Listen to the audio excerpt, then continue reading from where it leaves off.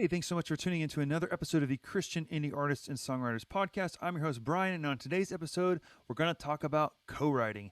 And we're actually going to talk about co-writing for the next few weeks, so I figured the best place to start in a conversation about co-writing is actually the technology that we need to be able to co-write well. Some of this stuff will carry over if you're doing co-writes in the flesh with other people, but more of us than ever are actually co-writing remotely. So I want to talk about the tools I use in every single remote co-write I do, and I actually just got off of a co-write a few minutes ago, and doing the co-write reminded me of one other extra thing that I didn't have mentioned in my initial notes. So we're going to talk about the 6 things that I think are really important to every co-write. But before we do that, I've got something for you. If you are anything like me, you are recording your music from home. Chances are, if you're listening to this podcast, you are an artist and a songwriter. You know that getting your music out into the world is really important. It's a great way to share your music and make impact with your music. And one of, if not the best way to be able to record and release your music consistently, which helps get your music pushed out by the algorithms on these DSPs like Spotify and Apple Music, is by recording at home. So I've got something to help you do that. If you click the link below, you'll find a link to Record Your Vocals Like a Pro. It is the vocal module from my music production course, Logic Pro X for Artists and Songwriters, and the vocal module is absolutely free. It'll walk through how to record your vocal properly and then also edit with things like pitch correction, timing correction, and various other things that will help you record your vocals like a pro. All you have to do is click the link below, sign up, and it'll be yours, instant and free access. And whether you decide to upgrade to the full course or not, Record Your Vocals Like a Pro is yours to keep, to refer to, and learn from forever. So now let's jump into the 6 pieces of technology that will help you co-write better than you ever have before. And number 1 is something you probably already use or at least have heard of, and that is Google Docs. Google Docs is the way that whether we are in the room with each other or collaborating remotely, it is the way that we all literally keep on the same page. Now, if you don't know what Google Docs is, it's a free service. All you have to do is have a Google account, meaning you have a Gmail account like a majority of the world who has a Gmail account. Google has a ton of free resources and things like Google Docs that you can just sign into, and you can create and share documents with each other.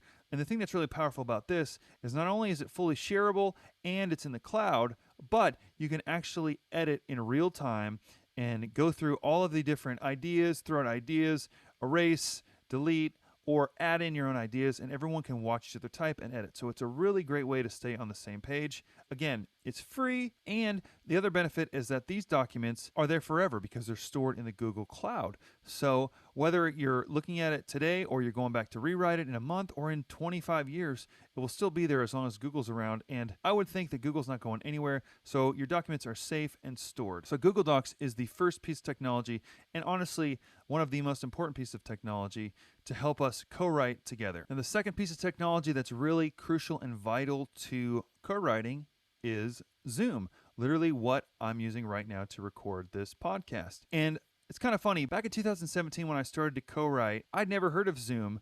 And we all have FaceTime and all things like that. I never heard of Zoom, but then I ended up co-writing with someone and they sent me a Zoom link and I was like, what does that mean? Am I zooming into something? What does that mean?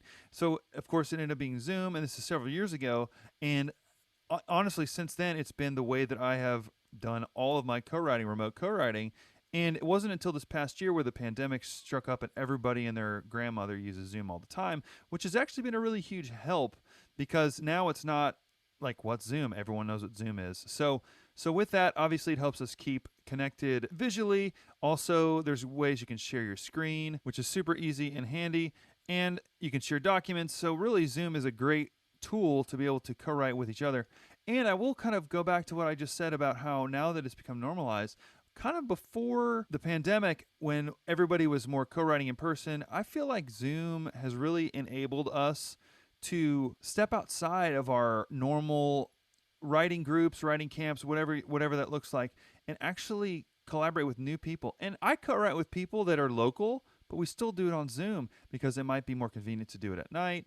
It might be a distance thing, or sicknesses and illness, whatever it might be. But Zoom really can help make things very convenient, because even if you're in the same town, now I will say a side note, I feel like writing in a room is really powerful, and in some cases is more powerful than doing it remotely. However, I know for me personally, I've written a ton of songs and released a ton of songs that have made impact that have come only through Zoom co-writing. So there's so much power in it, and it's not to be overlooked. And whether you use them all the time or not, it's a really great tool and a piece of technology that actually helps us co-write way better, way more easily, and way more effectively than ever before. Now, the next piece of technology I think is really important when it comes to co-writing is a site called B-Rhymes, or as I call B-Rhymes. And what this basically is a near rhyme dictionary. And I don't know if you're anything like me, you can be in a co-writing situation and you're looking for that rhyme. You're looking for that word that maybe isn't a perfect rhyme because it's too on the nose or cheesy or whatever, but you're looking for a near rhyme and you're just kind of drawing a blank, or the ones you're coming up with you've already used or whatever it might be. So there are actually a ton of other services. I know Rhyme Zone is one of these as well, but it's like a near rhyme dictionary, and I like B-Rhymes. That's all you type is b-rhymes.com, or there's also an app. So whether you're in front of your computer and your desktop, laptop, or on your phone or tablet, you can get to it, download the app, and it's really great because it'll give you a huge list. So for instance, if we want to rhyme a word that starts with day, then it will give not a billion's too many, but it'll give a ton of near rhymes. It will give you some perfect rhymes, but it might say away or slay or whatever that will help you kind of at least give you some ideas. And I know for me, a ton of times when we'll do this, we'll put it in the near rhyme dictionary,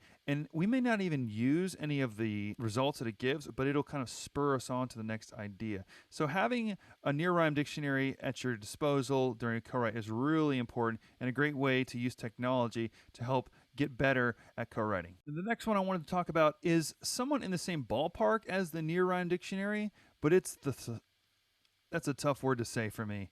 It's the Thesaurus. That begs me to ask the question, what is the dinosaur with the greatest vocabulary? And that is the Thesaurus. Thank you. Thank you so very much for listening. So obviously, a dictionary is great. You can look up the definition of words, and that also is something you could use. But in most cases for me, and this is the one that I actually used today that I forgot to put on my initial list, is the Thesaurus. We might be coming up to a word and we want to stay in the same ballpark, the same family of words, but we kind of run out of ideas, maybe with a rhyme scheme or whatever, so we can just type in the word, and we all know what a thesaurus does. It will help generate more words that are sort of loosely based on that word. I use Google a lot for this. I don't have a particular thesaurus that I use, but usually when you type in a word like synonyms for and then whatever the word is, the first search that comes up, they'll give you a big list of words. The ones that are in orange or red are the more closely related, and then as it goes down the line, it becomes more loosely related. But this is really helpful and honestly can help get the song moving and keep the momentum going because it gives you another word option. Now, you're super smart and you have a great vocabulary, but sometimes we forget words or we get so focused on a one word. Using a thesaurus like this can really help get us out of ruts and help us use fresh language, because that's one thing that I always challenge myself with personally, especially in lyric writing, is I don't just want to say the same thing that I've said 1,000 times or heard 1,000 times. And so using a tool like a thesaurus can really help bring you out of that spot and find some fresh language and bring that into your co-writing. And then when all of your co-writers are kind of using that together, ultimately result in the best songs and the best lyrics possible. The fifth piece of technology that I wanted to talk about is actually using Spotify. And this might be a little surprising to you, but like, why would you listen to other people's music as you're writing songs? Well, you know that I'm really big into references. And references, again, my definition of referencing is not copying, it's intentional inspiration. Meaning that sometimes at the beginning, and I can think of a bunch of circumstances in my mind right now where we've been sitting around in a room about to write a song or in a virtual room, and we just start listening to some songs to kind of catch a vibe. Be like, hey, I love this song. Let's check it out. And that kind of puts that into the room. And then maybe another song. Oh, and then you kind of get that. And then next thing you know, we've listened to maybe 2 or 3 songs and you're like, wow, you can kind of start creating a new vibe based on those influences that are fresh in your mind. Also, too, you might be working on a song and you might be like, I don't know, I feel like I've heard that line before. And then you might go to that song on Spotify and just listen back, be like, yeah, that's a little bit too close. Let's kind of rework that to find something fresh. But it doesn't have to be Spotify, Apple Music, wherever you listen to music, YouTube, whatever. But having some sort of music readily available to use as a reference point and also kind of a check and balance point, I think is really important to creating high quality songs that are current and will stand up against those other songs. Because ultimately, when we're releasing music, people are listening to, big artists, and they're out there listening to their favorite songs. And if we want our songs to be able to kind of sit in that same pocket, then we need to kind of know what has happened, whether it's an older song and we're trying to kind of recreate that vibe, or if it's a brand new vibe. Either way, the only way to kind of know and be aware of those tendencies and the lyric style and the melodic style is by listening to it. So having Spotify able to just pull up quickly and kind of dig into is a great way and a great piece of technology to help us co-write better than we ever have before. And the last bit of technology that I wanted to mention, number 6, in my case, I love to use Logic Pro X. And again, this could be any DAW, whether it's Pro Tools or Ableton or Studio One or whatever it is. But having a DAW at your disposal during a co-write is really powerful. So I produce music. That's my full-time job. So a lot of times when I come into a co-write situation, I will have usually a pre-prepared track idea to present to the group. Now, do we always use this track idea? No. Even the one that we did today, we actually used my other buddy as a producer, we actually used his track. So I still have that track to use. Whether it becomes a song or not down the road, who knows? I love the process of building tracks. So I bring that in to the co-write to present that as an idea that we can top line to, which by top line I mean we write melody and lyric to the track. And again, these aren't fully fleshed out tracks, so there's a lot of stuff we can do to manipulate that. If we need to, if we decide we want to change the chords up or whatever, we can easily and quickly do that. But it's having that initial vibe, because I feel like so much of co-writing, especially modern co-writing, is all about the vibe. It's all about the feeling of the song, and the track ultimately is what's doing that. Because sure, you can write an amazing song on acoustic guitar. It's been done for hundreds of years. But when you bring a track idea, it's a more fluid, it's a more realized idea, just depending on the piano sounds or the reverb types or the drum sounds, whatever. That will all kind of speak to the direction of the song. So a lot of times what I do before I write a song is I'll text or message the group before we go, maybe a day or two before we go, and just ask them, hey, what kind of songs are you listening to? What's influencing you now? And have them send me those tracks. That way I can kind of create something when I'm influenced by those sounds to try to present something that's top of mind for them. And a lot of times we end up demoing those songs, and because the track is pretty far down the road, it can be really easy to get a high quality demo quickly, because basically what we need to do is take the work tape, and then whoever's going to sing the demo vocal just needs to record it and send it to me, or if I'm doing it myself, record it myself, add it into the track that's already there. And then pretty quickly we have a great sounding demo that will help stand out among all of the other work tapes and things in the phone that we might already have. Because if we're writing a lot of songs, you have a lot of voice memos, and that's great, but they can kind of sound similar and it might get lost. But if you have a really high quality demo, that one's going to stand out because it sounds better, it's more realized, and that vibe will kind of put the fire beneath that song to push it a little further. And I've had many cases to where I brought a track idea into a song and ends up becoming a demo, and then it ends up becoming a full produced track that gets released. So that's something that I do, and if you're not a producer, it's not something you need to worry about.